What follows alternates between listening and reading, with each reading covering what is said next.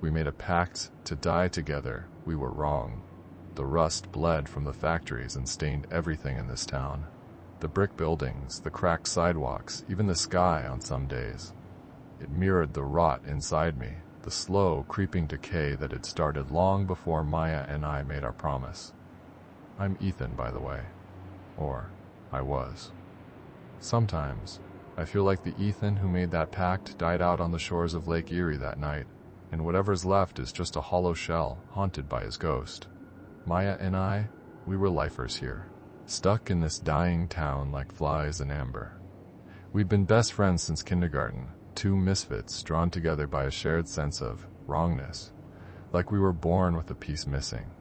For Maya, it was anxiety, a constant hum of dread that vibrated just beneath her skin. She channeled it into her art, twisted sculptures made of scrap metal and disturbing paintings that screamed with silent agony. For me, it was emptiness, a black hole in my chest that sucked in everything. Joy, hope, even sadness. Just nothing. We talked about it, of course, for years. Late nights in Maya's cluttered art studio, fueled by cheap beer and cigarettes, the air thick with unspoken despair. We tried everything. Therapy, medication, useless platitudes from well-meaning but clueless parents. Nothing worked. The rot just kept spreading. Then one night, it just clicked. We were both exhausted, staring into the abyss, and the abyss stared back. It whispered a solution. Escape. Together. The planning started slowly, almost academically. We researched different methods online, sifting through forums filled with anonymous users offering advice, warnings, and morbid curiosity. It was a dark and twisted corner of the internet, but it offered a strange sense of community, a feeling that we weren't alone in our despair. We discussed the pros and cons of each method, meticulously weighing the risks and potential for failure. We wanted it to be clean, painless, and certain. We even set a date.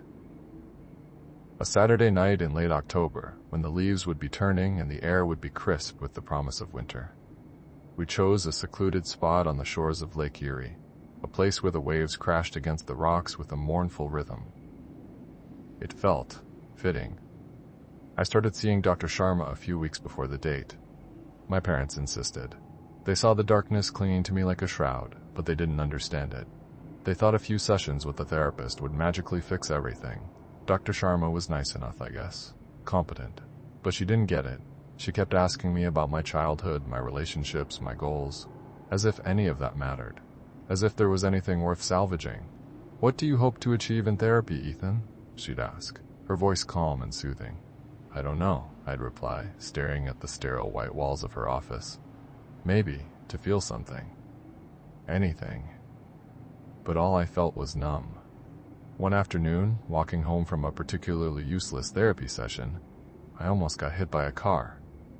I stepped off the curb without looking, lost in my thoughts, and the screech of tires jolted me back to reality. I stumbled back just in time, my heart pounding in my chest. For a split second, I saw it all. The bright headlights, the shocked face of the driver, the inevitability of it all. And then, nothing. I was alive. And for the first time in a long time, I felt something other than emptiness. It wasn't happiness, exactly. More like a flicker of awareness, a spark of something I couldn't quite name. Hope? Maybe. I didn't tell Maya. I was afraid of what she'd say. Afraid that she'd see it as a betrayal. We had a pact, after all. The day before, Maya called. Her parents, she said, were going away for the weekend. They were visiting her aunt and weren't expected back until Sunday night. More privacy for us, and another signal from the universe that the time was right. Saturday night arrived.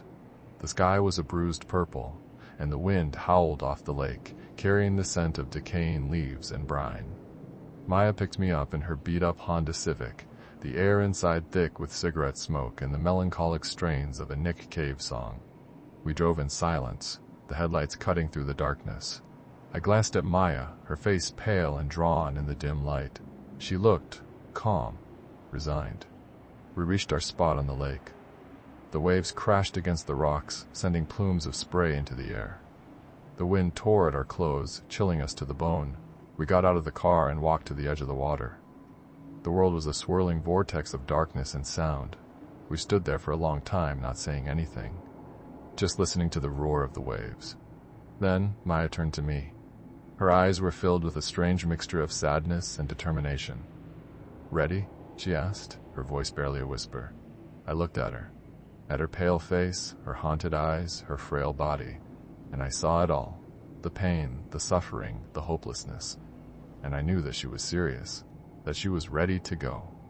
And that's when the panic hit me. A wave of icy terror that washed over me, stealing my breath and paralyzing my limbs. I couldn't do it. "Maya," I said, my voice trembling. I can't." Her expression didn't change. She just stared at me, her eyes like pools of frozen water.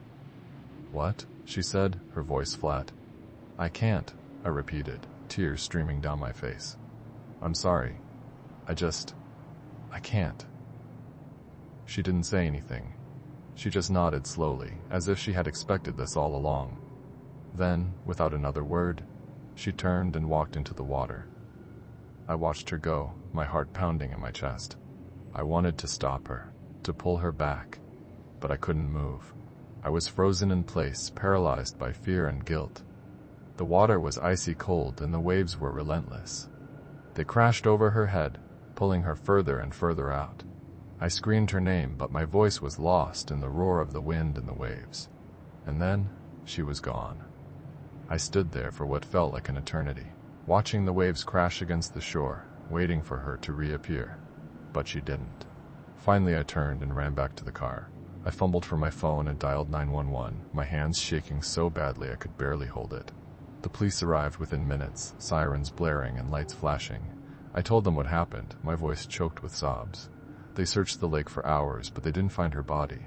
They found it the next morning, washed up on the shore a few miles down the coast. Detective Harding was the one who questioned me. He was a big, burly man with a weathered face and a weary gaze. He'd seen it all, I could tell. He asked me about the pact, about my relationship with Maya, about my mental state. He was polite, but skeptical. He suspected foul play. I told him the truth, as best as I could. I told him about the darkness, about the pact.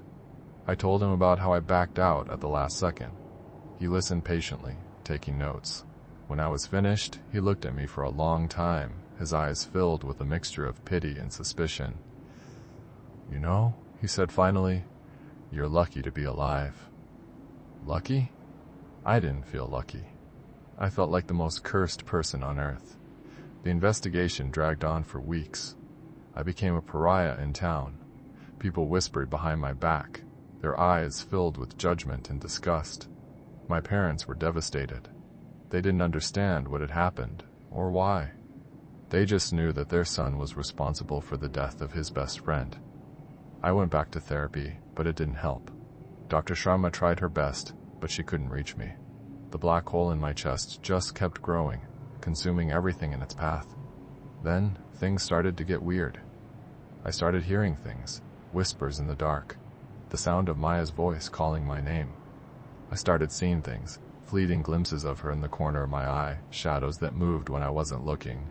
I started feeling things, a cold spot in the room, the sensation of someone touching me when I was alone. I tried to rationalize it. Grief, I told myself. Guilt, stress. But deep down, I knew that it was more than that. It was Maya. She was still here. At first, I thought she was angry, that she was haunting me, seeking revenge for my betrayal. But then, I started to think differently. Maybe she wasn't angry. Maybe she was just lost. Maybe she needed help. I started going back to the lake, to the spot where she had died. I would stand there for hours, staring out at the water, talking to her. "Maya?" I would say, my voice barely a whisper. "I'm sorry. I didn't mean to leave you. I don't know why I did it. I was scared." I would tell her about my life, about my struggles, about my loneliness. I would tell her about the strange things that were happening, about the whispers and the shadows. And sometimes I would feel a response. A cold breeze on my skin, a shiver down my spine, a feeling of presence. I started going to the local diner more often. It was a small, greasy spoon place, the kind of place where everyone knew everyone. Sarah, the waitress, was always kind to me. She didn't judge me or whisper about me behind my back. She just smiled and asked me how I was doing. Just trying to get through the day, I'd say, forcing a smile. I know the feeling, she'd reply, winking. But you gotta keep going. You gotta find something to hold on to. Sarah was a ray of light in my otherwise bleak existence.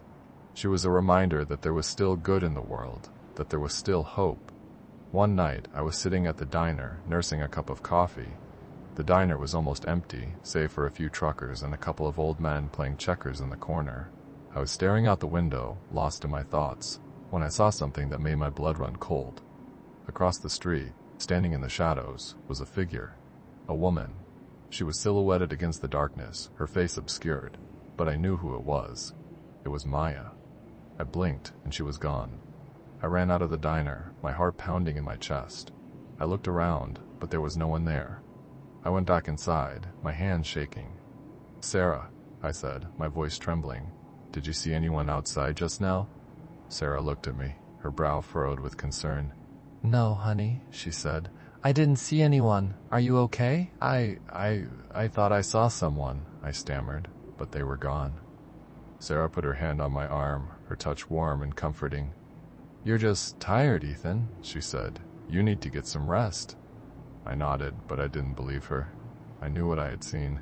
Maya was still here, and I had a feeling that she wasn't going to leave me alone, the feeling that our pact wasn't over yet. Now, every night, I go back to the lake. I stand at the edge of the water, waiting for her to come back, waiting for the darkness to consume me, waiting for the end. I saw her again last night, standing on the shore in the distance, silhouetted, impossible to make out, but undeniable, familiar. The lake beckons, and maybe, just maybe, she's waiting for me to finally keep my promise.